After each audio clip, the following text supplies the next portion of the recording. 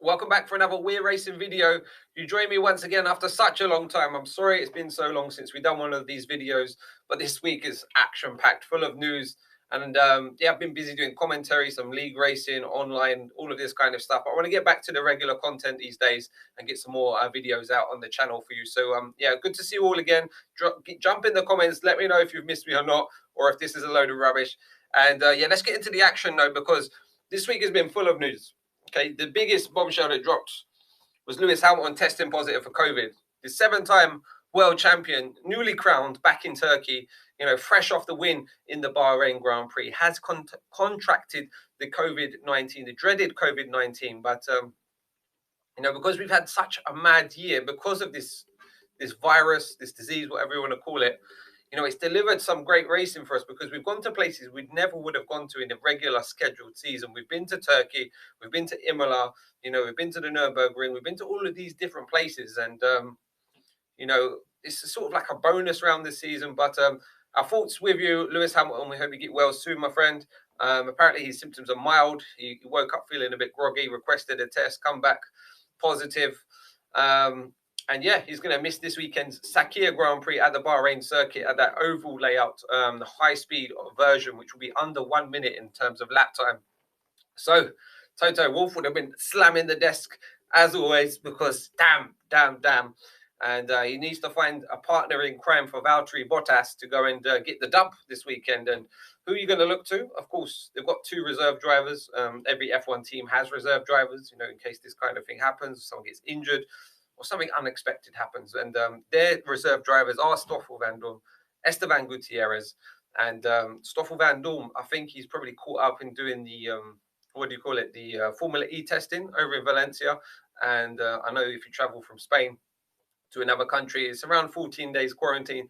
Maybe that had some decision in, his part to play here. Esteban Gutierrez, I'm not quite sure where he is in the world right now and what he's up to.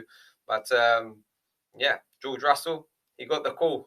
He's already a full-time Formula One driver for the Williams team. And what driver gets to drive for two different cars in a season? He's a lucky boy. Of course, he's part of the Mercedes Young Driver Program, and he gets the chance to jump in, grab the keys to the champs car. Let's let that settle in. He gets to go in the quickest F1 car of all time.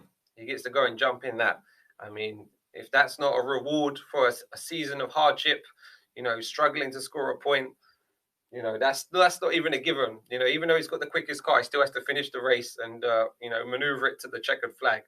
He's going to have a difficult time. Valtteri Bottas, he's not going to want to be beaten. He doesn't want a rookie to come in first race and finish ahead of him. So Bottas is going to be under immense pressure. But so is George Russell. He's going to have a lot to learn in a short space of time. He's going to have to adjust to the Mercedes operating system, in terms of the electronics, the modes, just their communications. Of course, he's driven the W09 before. He'd done that in the Young Drivers Test. He was at Bahrain even before, repping his number 63 on the Silver Arrow. And now he'll get to jump in the Black Arrow and to go Ham's car to the flag. So what do you think he's going to be able to achieve in that car? Is it as dominant as we think? Can anyone just jump in it and go and win? Well, this weekend we're about to find out, because George Russell is no mug, and he's definitely going to put a good account of himself. I think it's going to be difficult for him to finish ahead of the likes of Max Verstappen, maybe even Daniel Ricciardo. He's going to get his elbows out. We've seen Bottas, when he struggled and slipped down the field, it's difficult for him to come back through it. After that disappointing start in the last race, he still couldn't come back through and navigate his way to a podium when you've seen Lewis do it at like Monza, for instance, and stuff like that. So let me know your thoughts and what you think Russell will achieve this weekend. Now, Russell's left behind the Williams. That's not going to sit in the garage. So who's going to drive his car? Well, Jack Aitken, he has got the call. He is the Williams reserve and young driver as well. So Christmas has come early for everyone pretty much. And we have to thank Lewis Hamilton. Well, not thank him, it's unfortunate what's happened, of course, but it's just a sequence of events. And yeah, Jack Aitken gets the keys to the Williams car this weekend, gets to make his F1 debut, which he didn't see coming this year. And he gets to do it in an actual race weekend. So a lot of pressure on him again to learn, a brand new, jumping in an F1 car is a big step as it is, but on a race weekend as well. Of course, he will have the Friday Saturday and Sunday to get used to it. So good luck to Jack Aitken. I hope he does really well, and it'll be interesting to see him up against Latifi and you know what kind of position he can finish in. It'll be difficult for the Williams. Don't see them scoring points either of the drivers again, but let's see where it holds. The other news was the unfortunate incident involving Romain Grosjean on lap 1 of the Bahrain Grand Prix. You know, coming out of the exit of turn 2 on towards turn 3, he came across, looked like some debris maybe struck the car, come across Dani Kvyat and went straight into the barrier, pulling about 53G, splitting the barrier.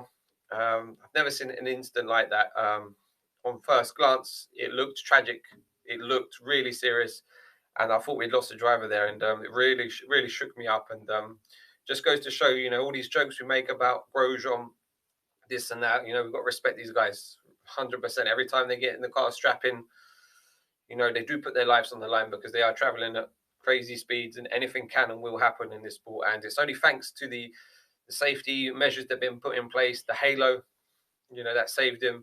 Also the fire suit, you know, that was upgraded this year from 10 to 20 seconds. You know, that saved him some serious extensive burns, which could, you know, cost you your life as well. And you know, thanks to the marshal that was on hand straight away with that, you know, fire extinguisher, you know, the medical car, all these little things have added up to make a big difference. And it's credit to Romain Grosjean's fitness, you know, that he wasn't knocked out and, you know, concussed from the incident, or just for a moment managed to jump back out of the car, you know, through that inferno, and you know, go home to his wife and kids. And we're happy to say that he's been discharged from hospital as well, and you know, he's had some of the dressing taken off his hands, so he can now use his fingers as well. And we hope to see you back in the sport once again. But yeah, of course, he won't be in any condition to race this weekend. So they've given the drive to Fittipaldi, which has been their reserve and young driver for the Haas team. I've seen him in the Barcelona test before. Doesn't set the world alight, but it's good to have the Fittipaldi name back. And he's a ready-made, you know, not ready-made, but he's a replacement. He can step in at short notice. He knows the Haas very well. He's driven, you know, quite a few variations of it, and he can slot straight in there. But for next season, both of them, Romain Grosjean and K-Mag, haven't had a seat secured.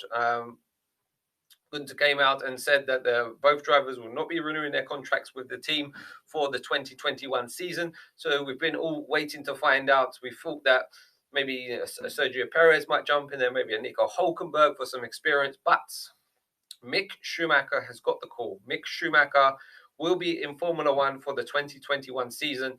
And that's some big news to have him in there. He's had an impressive second season in the Formula 2 Championship, currently leading it and ready to wrap it up. And yeah, I think it's a good option for the long term. I mean, you want to get your drivers in for next season for the big regulation change in 2022. And they've also chose to partner Mazepin in that car for the next season. So, you know, two rookies going in there. And 2021 is definitely going to be a learning year for both of them, for the team as well, trying to take a stride forward. They probably won't develop that car too much because, you know, they're very similar to this season's cars, but with some aero taken off around the ground and the floor of the car.